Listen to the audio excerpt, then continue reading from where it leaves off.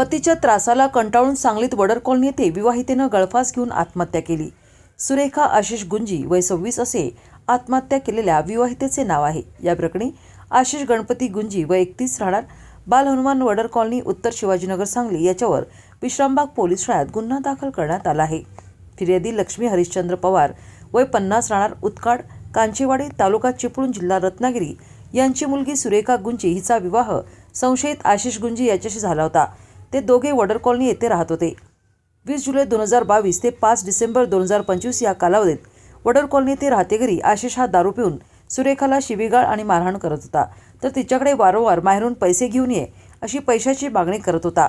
मात्र फिर्यादी या गरीब असल्याने तिला पैसे देऊ शकत नव्हत्या।